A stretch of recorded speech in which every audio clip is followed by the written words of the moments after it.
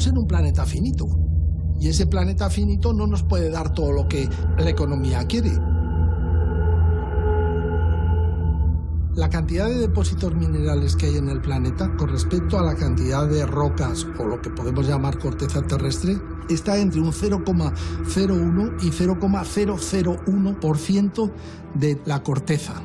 Es tan pequeña que es muchísimo más pequeña que la cantidad de agua que tenemos. Los minerales baratos sobre los que la economía está asentada están absolutamente limitados.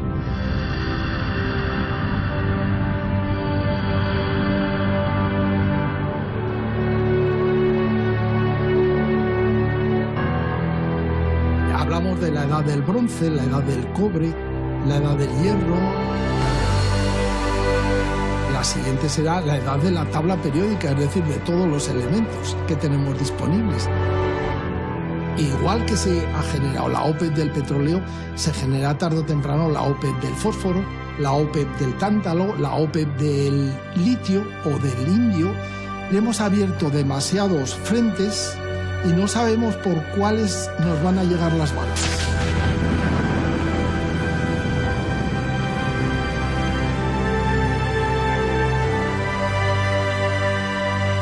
El reciclado es la solución. No podemos hacer otra cosa. Tenemos que vivir de nuestros residuos, aquellos residuos que de alguna forma sean la materia prima del futuro.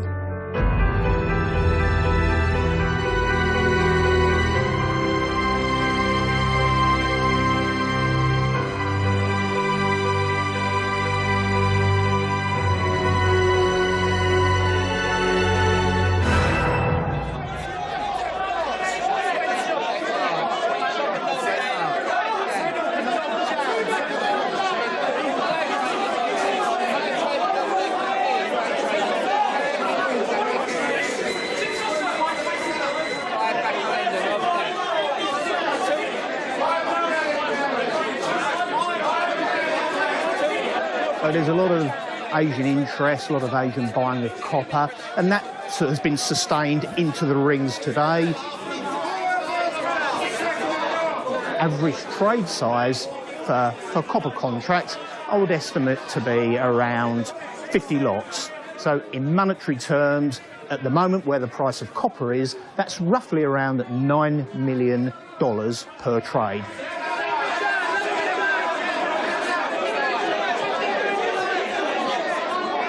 Si China abre las puertas a una importación masiva de cobre, pues el cobre subirá de precio. La globalización creo que ha dado paso a un mundo mucho más especulativo, que se rige en sitios muy concretos, como puede ser la Bolsa de Londres o la Bolsa de Nueva York, por ejemplo. Los chatarreros pequeños, medianos y más grandes, y muy, muy grandes. Todo el mundo busca su referencia y sabe cuánto está cotizando el cobre hoy, o cuánto está cotizando el aluminio primario, el secundario, y tienes que referenciarte a algo, tanto en la compra como en la venta, porque un día te puedes hacer de oro y al día siguiente te puedes arruinar. Lo que sí creo es que en este mundo de los valores lo maneja gente que igual entiende muy poco de metales.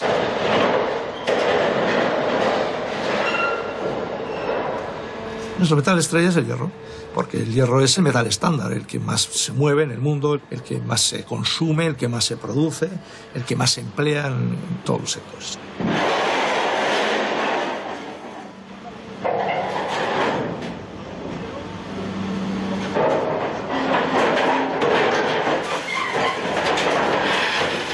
Nosotros intentamos ser especialistas en corte y acceder a chatarras pues, de mucho volumen o chatarras complicadas que si no hay que trabajar con sopletes o con lanzas térmicas.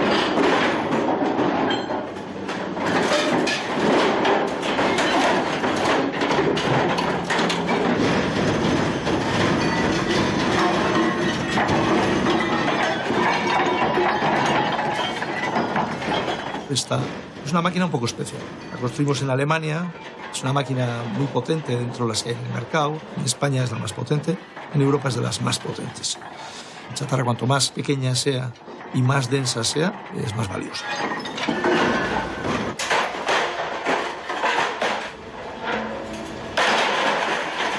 El consumidor tiene la idea de que una planta de reciclaje, un chatarrero, es esa imagen de la furgoneta que recogen los hogares, que recogen las casas, que luego lo lleva a una especie de totum revolutum y que, bueno, pues esa imagen ha cambiado mucho en estos últimos 20, 30 años y son industrias muy apalancadas en I+D y en continua mejora. Hoy creo que las empresas recuperadoras, las chatarrerías, evolucionamos más si tenemos más conciencia ecológica. Si tú tienes la conciencia de no contaminar, probablemente tu gestión sea mucho más eficiente, porque vas a basarte en inversión en maquinaria moderna. Y quien mejor coche tiene gana las carreras.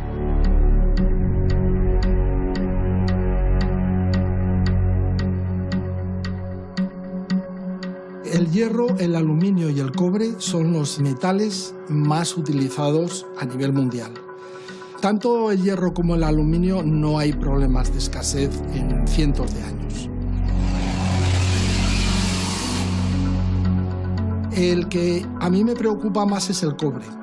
El cobre lo estamos utilizando en todas las conexiones eléctricas, se está utilizando en tuberías, se está utilizando en muchas aplicaciones electrónicas y el cobre no hay tanto y sobre todo volvemos a lo mismo, no hay tanto que sea barato. Su consumo crece de forma exponencial. Ya hemos agotado más de la mitad de las reservas mundiales de cobre.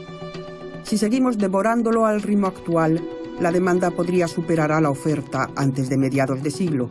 A veces olvidamos que el cobre ya está entre nosotros.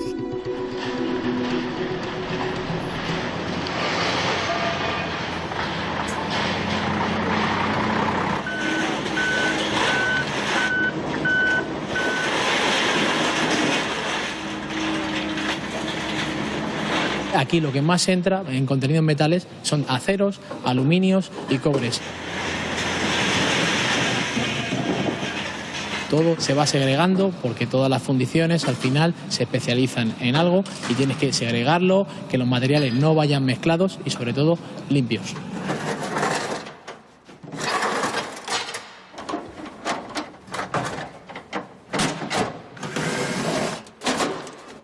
Una caldera, una vez que la abras, le quitas toda la carcasa de hierro.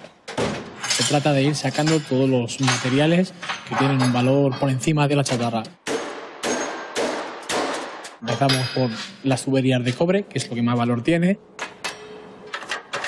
Eso está unido a la caldera por juntas de latón, que es lo siguiente. Todo el circuito es lo que llamamos cobre forrado, que es hilo de cobre con su plástico. También tenemos un enfriador, que es de acero inoxidable.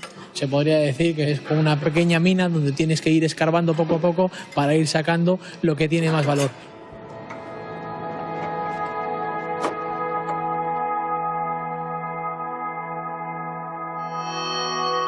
Una turbina eólica utiliza 5 toneladas de cobre. En una casa puede haber 100 kilos y en un coche eléctrico cerca de 75.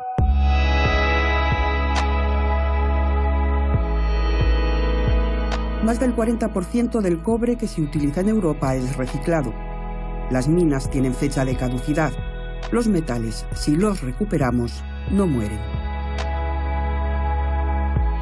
No podemos seguir como estamos. No podemos seguir un sistema lineal, consumiendo recursos, contaminando, gastando combustibles para producir, para extraer. Lo lógico, lo sostenible y lo racional, también económicamente, es intentar meter dentro del ciclo todos esos elementos que ya tenemos a disposición y que se pueden recuperar, que se pueden reutilizar y que se pueden reciclar. Eso sería lo más eficiente.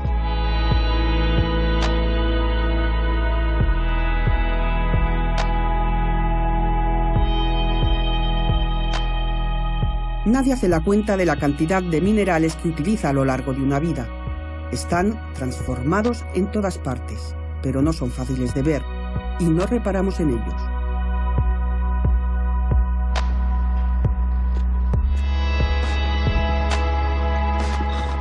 Cuando la historia de una casa se agota, salen de su escondite.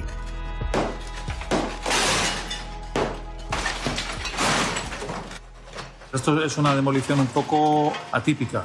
Se pueden romper los techos, los forjados, incluso se extienden todos los muebles y se tiran las tabiquerías interiores para que no sea la vivienda ocupada, ilegalmente.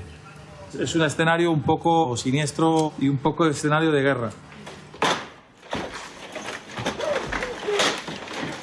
A la hora de ejecutar una demolición, tenemos un plan y una gestión de residuos obligatoria. Se va a intentar valorizar y recuperar todos los materiales que tengan otra segunda vida. Es lo que vamos a llamar la economía circular. Lo primero que hacemos es recuperar los metales, que es la recuperación más valiosa. Por ejemplo, pues el plomo de las cañerías, el cobre de las tuberías y el cable de las luces, radiadores de acero, también la estructura de la vivienda y otras zonas comunes de hierro. No se entiende ya las nuevas obras y las nuevas edificaciones sin usar como mínimo 20-30% de los materiales que se recuperan de la propia obra.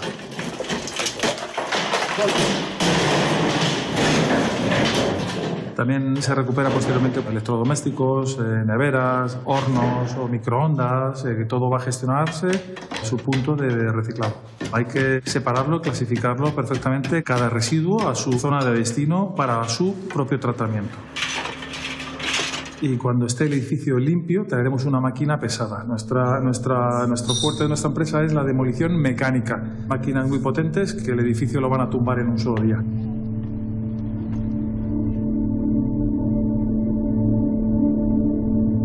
Cada persona puede llegar a utilizar 1.800 toneladas de minerales. Algunos, como el gas o el petróleo, los quemamos, pero otros se quedan atrapados entre los escombros de nuestra vida.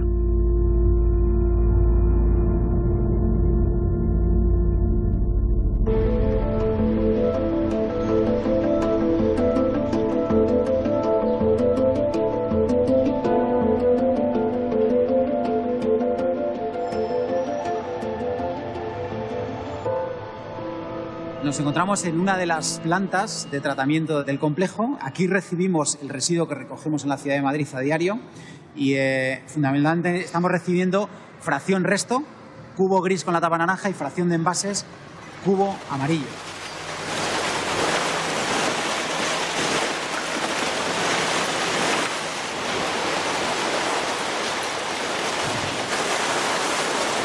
Una de las cosas más importantes que me gustaría transmitir al ciudadano es que no mezclamos el residuo.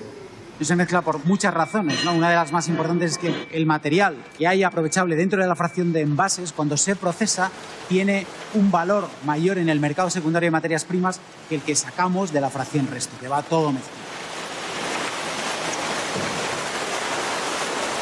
En el foso de los envases, donde llegan los residuos del contenedor amarillo que gestiona Ecoembes, hay un yacimiento mineral. Latas de acero y aluminio que se pueden reciclar una y otra vez sin que pierdan sus propiedades.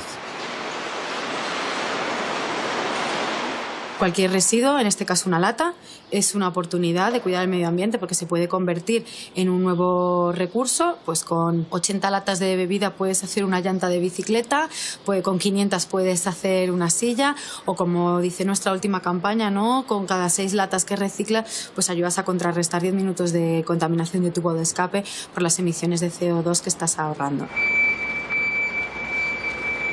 Ecoembes, el contenedor amarillo y el contenedor azul, trabaja sobre el 8% de la totalidad de los residuos sólidos urbanos, la totalidad de los residuos que se generan en una ciudad. Y de ese 8%, nosotros estamos en una tasa de reciclaje de 76. Es decir, que solo reciclando una parte, como en este caso los envases domésticos, de papel, cartón, los envases de plástico, de latas, no es suficiente para contribuir como país a los objetivos que nos marca Europa. Europa quiere que dentro de 2 años, en 2020, reciclemos la mitad de los residuos municipales. Y conseguirlo no va a ser nada fácil, porque solo hemos llegado al 33%. El destino principal de nuestra basura sigue siendo el vertedero.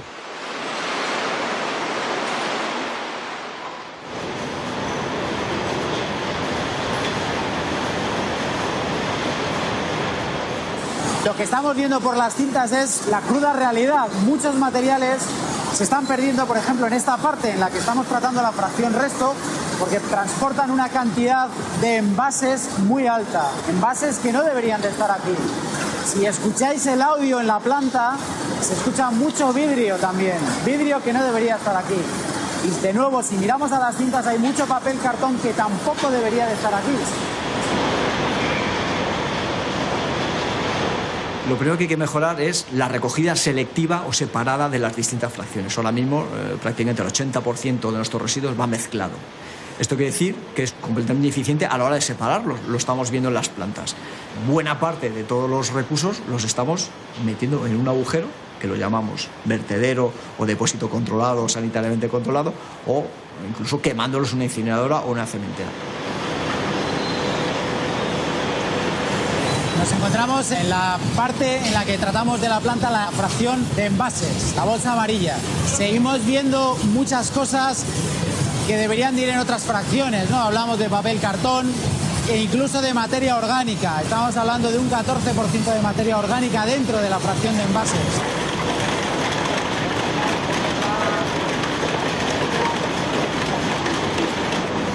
Uno de los materiales más importantes que están dentro de esta bolsa son los metales. Con un poquito de esfuerzo que hagamos los ciudadanos en sacar esos materiales y los depositáramos en la fracción de envases, podríamos mejorar bastante nuestro resultado final.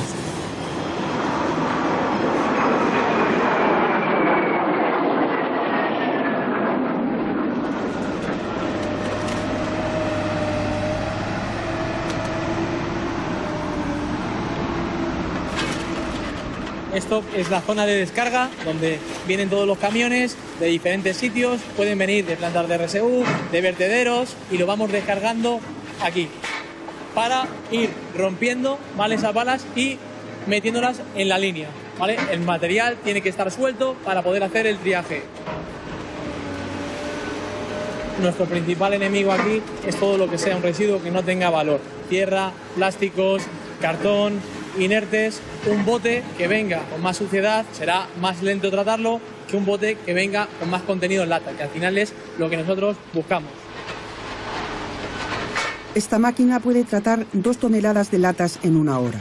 Por el camino va dejando todo lo que no le interesa, también los envases de hierro, porque tienen menos valor en el mercado. A la última criba, que es manual, solo llega aluminio, pero tampoco vale todo. Esto es una cinta de triaje donde el objetivo final es recuperar lo que es la lata de refresco. Todo tiene contenido de aluminio, pero no es lo mismo una lata de refresco que una lata de sardinas, y lo que buscamos es esa aleación de la lata de refresco.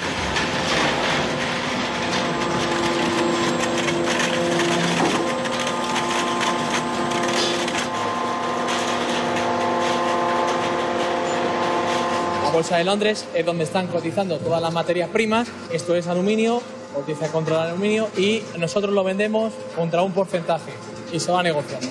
Entonces el producto final, el material está empaquetado y esto ya va directamente para la fundición.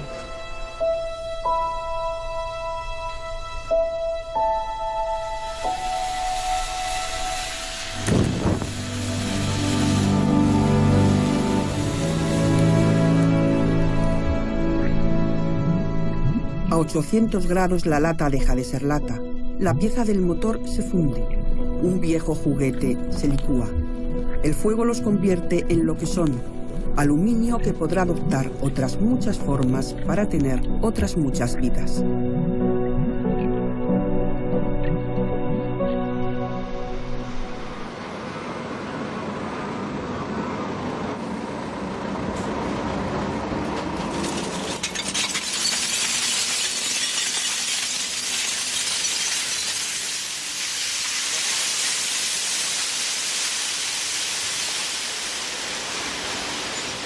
Nos encontramos en el parque de materiales, donde están las materias primas que van a derivar en nuestro producto final, que son lingotes de aluminio, que fundamentalmente llegarán al mundo de la automoción.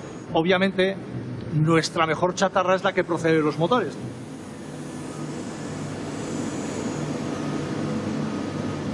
Estamos recuperando elementos que ya han sido algo en nuestra vida, desde un motor, de un coche, una manilla de una puerta o una lata de bebida, que se recupera muchísimo. Juguetes como este patinete o simplemente como este juguete de aluminio o radiadores de calefacción, llantas de automoción, que podía estar entre los elementos de mayor calidad como chatarra de aluminio. Tenéis cazuelas que luego pasarán a fundirse y terminarán siendo pues muchas cosas. La minería urbana o las minas del siglo XXI están en las plantas del reciclaje. Consiguen obtener de nuevo ese mineral en su estado más puro, mucho más puro que en una minería real bajo tierra.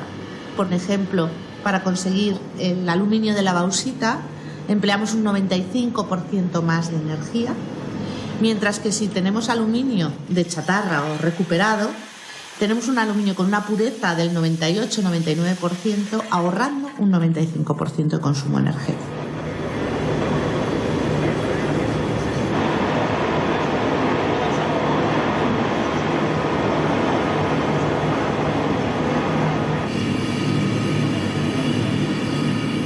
Venimos a perder un 3% cada vez que fundimos una chatarra, es decir, de 100 kilos solo conseguiremos 97 y así progresivamente.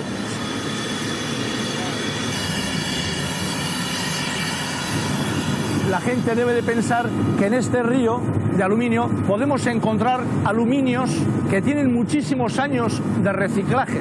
Es decir, antiguos aluminios que fueron motores de hace 30 o 40 años están en una medida, en un porcentaje mínimo, en este proceso de esta colada de hoy. Y los lingotes que salgan hoy irán a hacerse motores que dentro de X años volverán a reciclarse y volverán a ser otros motores u otras piezas. Esa es la virtud del reciclaje, esa es la magia de poder optimizar nuestros recursos naturales y energéticos.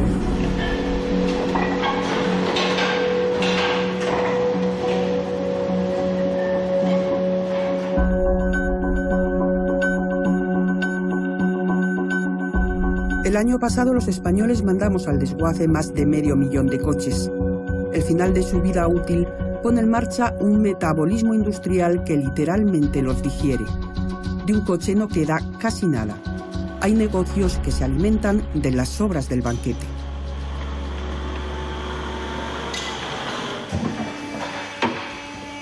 El coche se le tramita la baja y pasado un mes el coche debe estar ya descontaminado y destruido. Nosotros aquí lo pasamos a nuestras instalaciones. En el área del taller se hace la descontaminación y el desmontaje de las piezas. Todo lo que podamos aprovechar de un coche lo aprovechamos. Esa es la base del negocio y el criterio que utilizamos.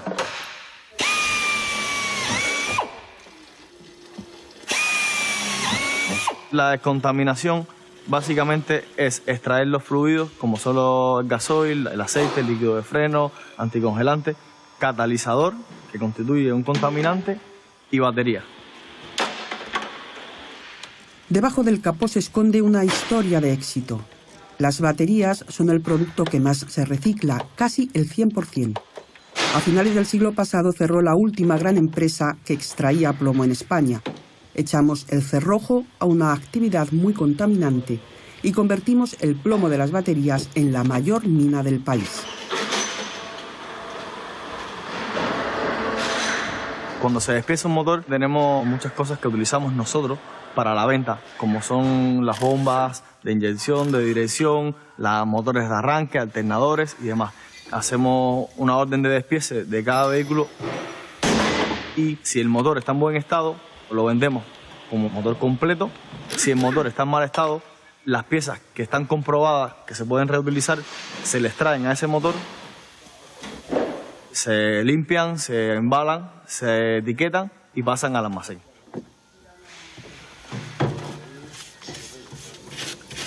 Europa es la que marca los objetivos de reciclaje. En el caso de los vehículos fuera de uso, Europa está marcando un 95% y ahí hemos alcanzado los objetivos. Es una cifra muy importante. Quiere decir que de un vehículo, por ejemplo, estamos recuperando y reciclando el 95%. O sea, la fracción que puede llegar a vertedero es una fracción mínima y muchas veces esa fracción la estamos valorizando energéticamente.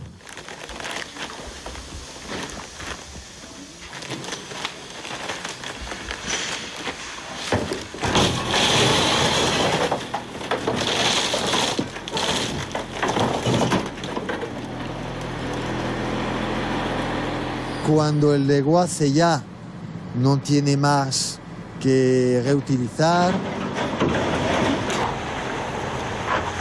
nos trae aquí el coche.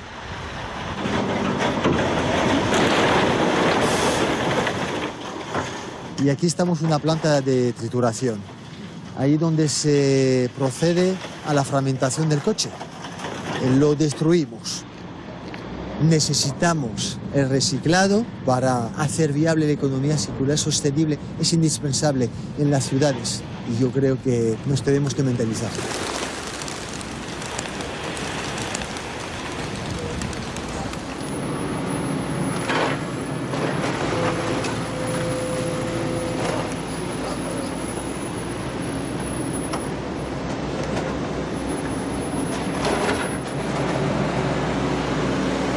En un minuto somos capaces de fragmentar un coche.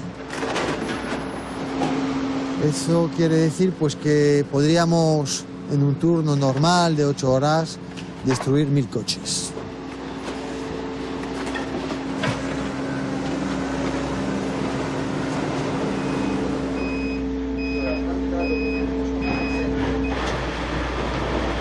Ahora mismo nos situamos en la cabina de mando de la máquina.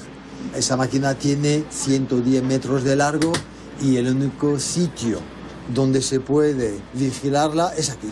Lo que hacemos es una aspiración para quitar los ligeros, que son los textiles de los asientos, los plásticos ligeros, y una vez que esto se ha quitado de la chatarra, se va a una estación de separación de magnético, un rodillo enorme con unos imanes que va segregando el hierro de los metales no férricos, de lo que no se imanta. Principalmente los aluminios, si hay algún cobre, lo que lleva un coche.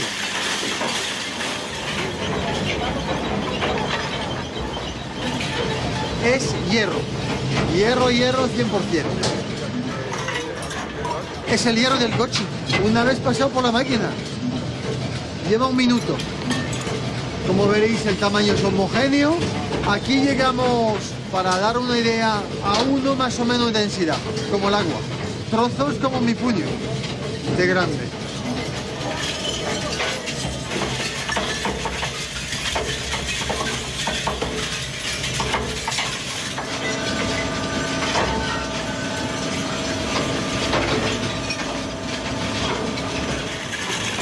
En esa pila puede haber como unos 350 coches triturados, más o menos.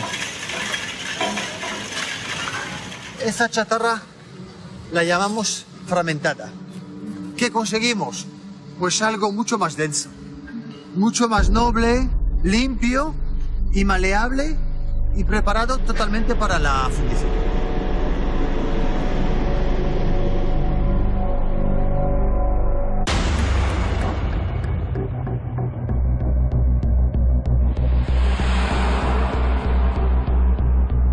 Esta cifra, que crece de forma vertiginosa, es el número de móviles que se están vendiendo en el mundo en tiempo real.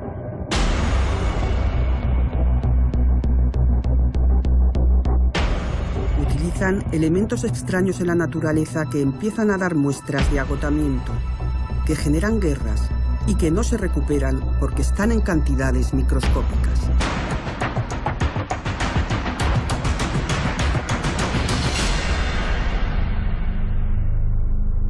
La pantalla de un móvil, simplemente tocar el dedo y mover la pantalla, que en realidad es una ilusión óptica, es porque tiene una finísima capa detrás del vidrio de indio y de estaño.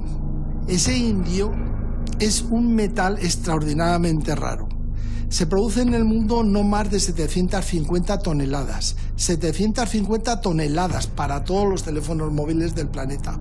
Necesitamos supercondensadores para almacenar temporalmente la energía. Allí lo que tenemos es tántalo. Necesitamos que sean las baterías potentes y pequeñas. Entonces ahí tenemos litio. Necesitamos unos circuitos electrónicos muy finos, muy pequeños y desde luego muy precisos. Allí tenemos plata, oro, cobre, estaño, incluso paladio. También tenemos un GPS. Y como ese GPS necesitamos unas tierras raras. En esas tierras raras puede haber gadolinio, lantano, neodimio, praseodimio, etc. Hay que hacer cuentas y hay que decirle a las generaciones posteriores lo que estamos gastando.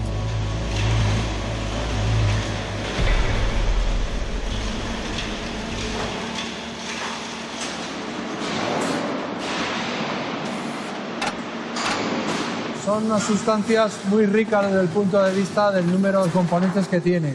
Probablemente estemos hablando de 50 o 60 elementos de la tabla periódica. Son elementos estratégicos muy importantes que en la electrónica está presente y muy especialmente, por ejemplo, en un teléfono móvil. Los móviles modernos, lo primero que tenemos que hacer en una planta como esta para reciclarlos es acceder a sus baterías. Ciertamente es bastante difícil, porque muchas veces tenemos que llegar a desmontarlos a porrazos. Los fabricantes tenían que definir y aceptar una política más de ecodiseño que facilite más el que las materias primas de esos equipos se puedan incorporar al sistema productivo más fácilmente y con menos costes.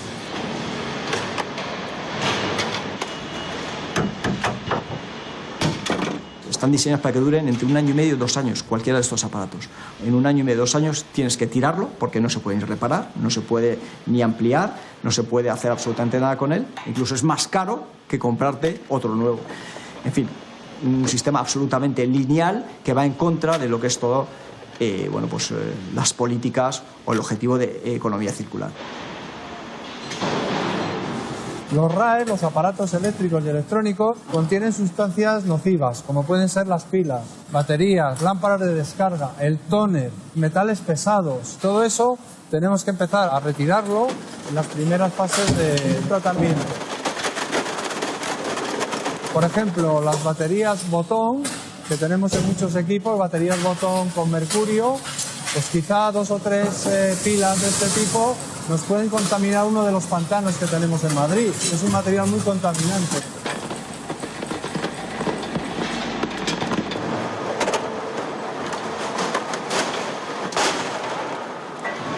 Son equipos que todos tenemos en nuestra casa, una cafetera, una plancha, una impresora, un teléfono móvil, es decir, electrónica de consumo.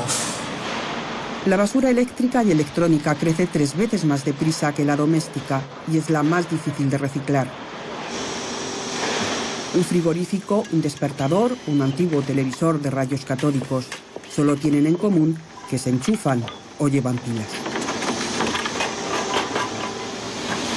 Pero cuando se convierten en residuos pertenecen a la misma familia y se tienen que gestionar en plantas específicas para su tratamiento.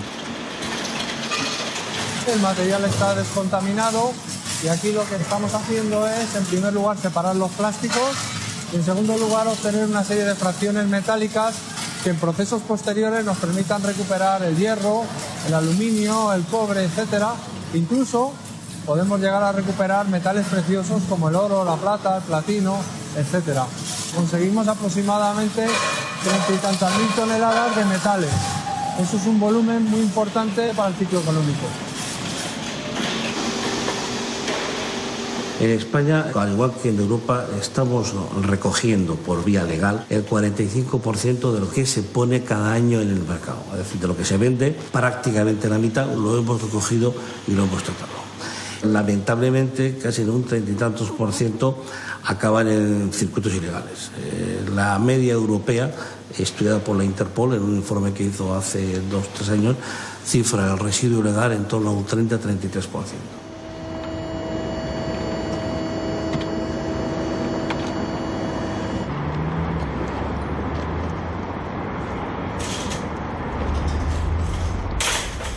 Al comprar un aparato eléctrico o electrónico tenemos derecho a que el comercio que nos lo vende se haga cargo del viejo sin coste adicional. También podemos llamar a un chatarrero autorizado o llevarlo a un punto limpio. ¿Te puedo ayudar en algo? Sí, traigo cartón y madera. Vale. Mira, papel y cartón aquí, ¿vale? Vale.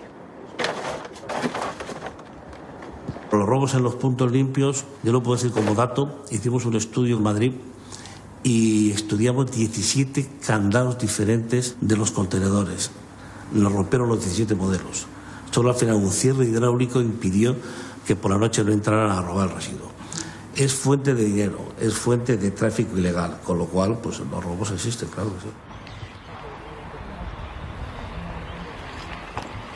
Somos de la Asociación Rivas Contaminación Cero y lo que hacemos es permanentemente tener mapeado el territorio de Rivas y de Madrid, en el límite con Rivas, para saber dónde se encuentran los vertidos, peligros de incendios, todos, e informar a autoridades, judicial, pero de forma constante.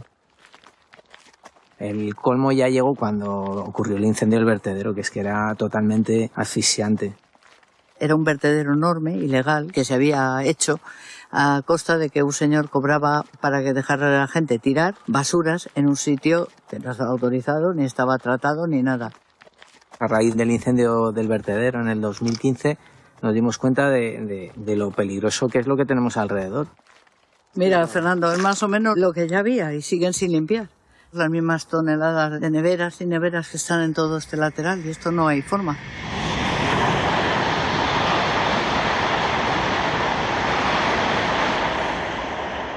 Un buen día estuvimos haciendo una de nuestras visitas y nos encontramos este montón de vertidos. Está todo lleno de cristales y de material que puede arder fácilmente, por lo tanto el peligro potencial es grande. Los gases que emana el frigorífico son peligrosos, pero dentro de lo que cabe el gas se disipa. Lo que no se disipa es todo el revestimiento que estamos viendo, que si arde es muy contaminante. Para ser un particular hay demasiados frigoríficos. Creemos que es algo más organizado, porque todo esto no cabe en una pequeña furgoneta de un particular. Ganan dos veces, primero cobran el dinero de llevarlo a un sitio legal, segundo lo tiran en un sitio ilegal y ahora tenemos el problema de cómo se limpia, quién lo limpia y rehabilitar el terreno. Es absolutamente desolador. Es como una imagen tan tremenda, ¿no?, de lo que es una civilización de tirar, de usar, tirar sin ningún tipo de margen, pero además absolutamente ilegal. Es decir, todo esto que veis aquí eran televisiones absolutamente nuevas. Pero bueno, ya veis, dejan todo, dejan el cristal, dejan las pantallas. A veces nos hemos encontrado incluso los propios componentes electrónicos de ellas sin tocar. En el vertedero, ya sea legal o ilegal, se dispersan recursos valiosos de la electrónica como las tierras raras. La Comisión Europea ha incluido estos elementos en su lista de materias primas críticas. La tecnología avanzada y las energías verdes las necesitan, pero las minas no están aquí.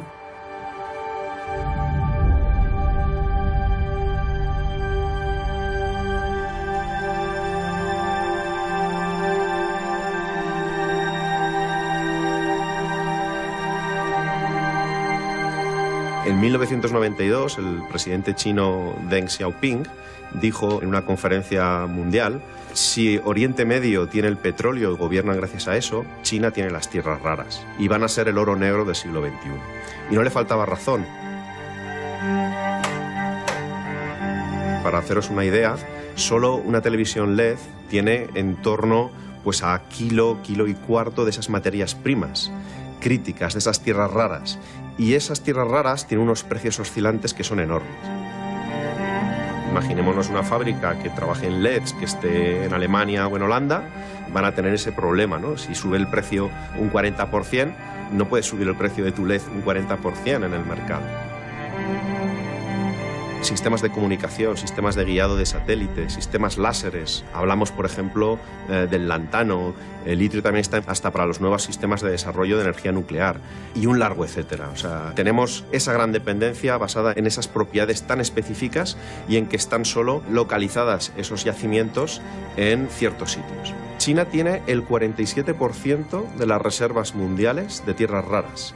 Y al final es el que produce para todo el mundo un 90-95% de esas tierras raras. Europa tiene una dependencia casi absoluta y tres maneras de amortiguarla: reciclar más y mejor, sustituir esas materias primas por otras menos críticas o recurrir a la extracción mineral. El reciclaje de materias primas críticas está íntimamente relacionado con lo que llamamos la minería urbana. Al final hay tanto o muchas veces incluso más materia prima crítica a nuestro alrededor y más fácil de reciclar y de recuperar que lo que está por extraer. El problema es tan acuciante que existe una alianza estratégica a nivel europeo en la que este instituto de investigación juega en primera línea. Uno de sus proyectos más importantes es sobre el tungsteno, un material refractario al que también conocemos como wolframio. Los metales refractarios, en casi la mayoría de las aplicaciones que se utilizan, son muy difíciles de sustituir, porque precisamente tienen esa propiedad refractaria, que es que son capaces de operar a altas temperaturas, que no hay otro mineral en la Tierra que sea capaz de resolver ese problema. Hablamos de las turbinas de los aviones, las turbinas de generación eléctrica, hablamos de cualquier aplicación donde haya una aleación que funcione a alta temperatura, ahí hay materiales refractarios y prácticamente casi la totalidad son tungsteno. Tungsteno, increíblemente crítico, no se puede sustituir, es muy difícil de reciclar, por lo tanto tenemos que extraer.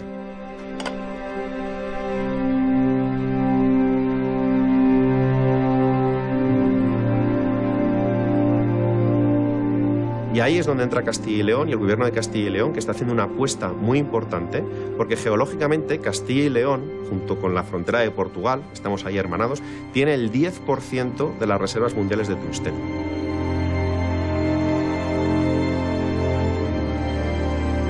Hay una empresa que se llama Saloro, que va a abrir en Barrueco Pardo una mina, ya están empezando a hacer operaciones, una mina de tungsteno que permitirá incrementar casi en un 3, un 5% a lo mejor el suministro de tungsteno en Europa.